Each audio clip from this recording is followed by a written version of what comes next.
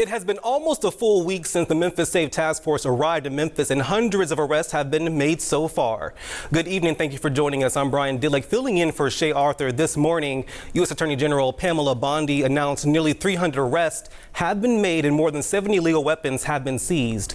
WRG's Quemetra Wilborn begins our team coverage. Sunday morning, U.S. Attorney General Pamela Bondi announces on social media that 273 arrests have been made in just under a week by the Memphis Safe Task Force. She says 73 illegal guns have been seized. It's the latest update on the status of the federal task force. I mean, if they doing the right thing and getting the people they supposed to get, then yeah, I'm happy they're here. Since everybody know they're here, the people who, you know what I'm saying, the criminals gonna go hiding. The details of each arrest and the identities of the charged suspects have not been revealed. Bondi says the arrests consist of multiple gang members, including one wanted for murder. In his recent weekly newsletter, Shelby County District Attorney Steve Mulroy said that the county is bracing for potentially more than 100 new cases a day due to the surge in arrests, which he said could overwhelm the jail and create backlogs in the court system. He suggests that a night court may be the answer, but says immediate funding and support is needed. The presence of the task force has been seen across the city of Memphis, causing many people to have mixed feelings about the operation. I just think it's a big waste and it's scary. And again, and if they want to address crime or anything like that, they need to address the root of the problem, and sitting the guard or the feds or anything like that, it's not going to do that. Others say Man, these folks, boy, I tell you, sending the guard, it's not going to help. How would you know? How would you know? In D.C., they didn't have a murder for almost 2 weeks, so how does that not help? How does that not help? You know, some of these folks out here just make me sick. They just want to oppose it simply because it's Trump that's at the helm. If this were Obama, if this were Kamala, or if this were Biden, they'd be clapping like a bunch of seals in a circus for it. But because it's Trump, oh my goodness, it's a bad thing that crime is they're getting rid of crime. That's a bad thing that less black people are dying. You know, that last person seemed like a white liberal, you know, in this clip right here that was talking, saying that, you know, it's a bad thing. Who knows? I don't know. But whoever it was sounded like a white liberal. And this is why I'm convinced white liberals are actually racist.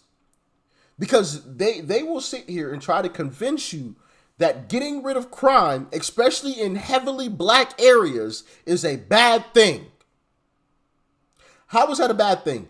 Making sure that less black folks are dying due to murder is a bad thing? Since when? Since when? Like you want black people to have to constantly look over our shoulder whenever we walking through our neighborhoods? That's what you want?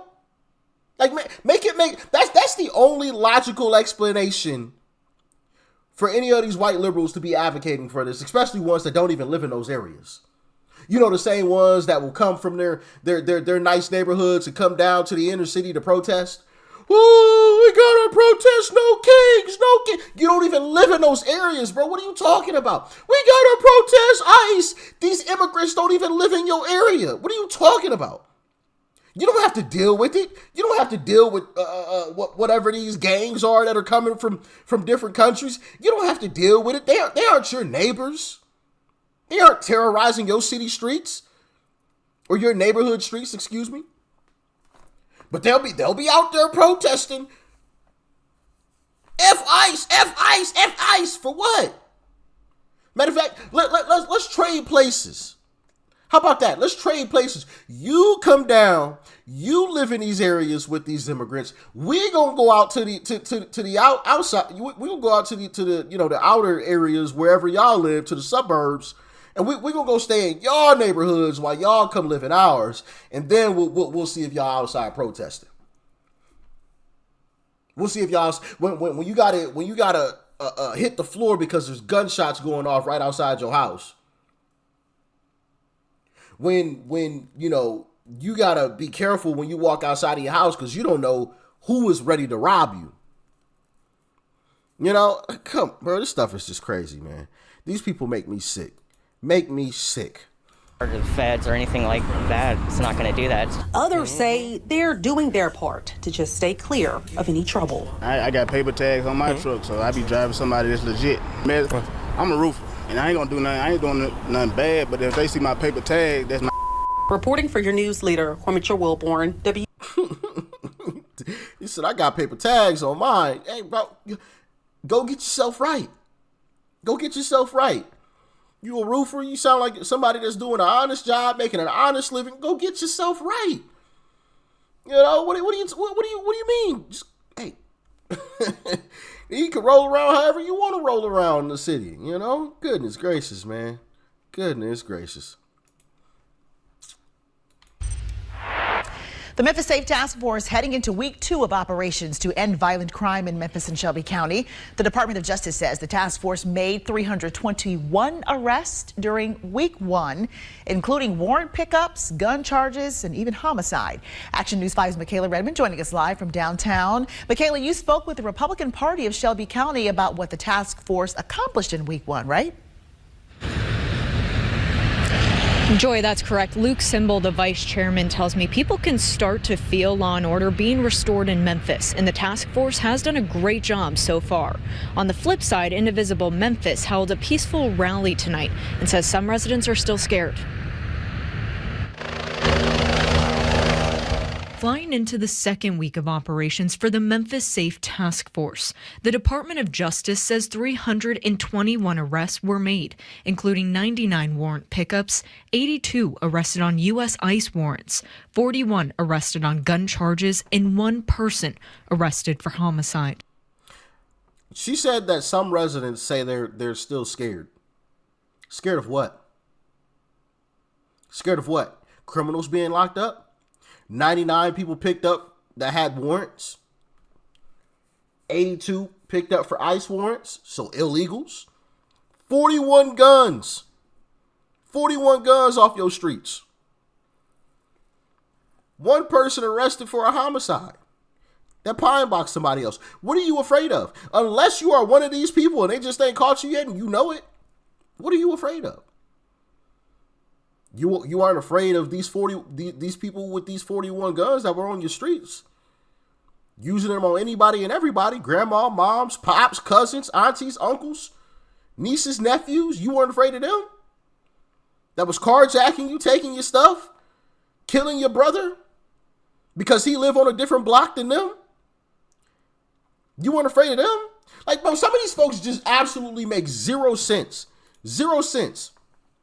There are people who have died, lots of people actually, who have died because they live 2 blocks in the wrong direction.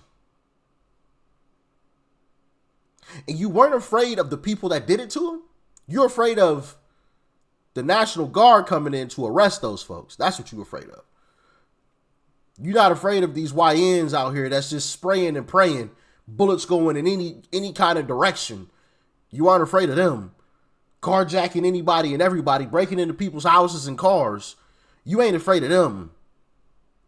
You afraid of the National Guard that's coming in to arrest those folks?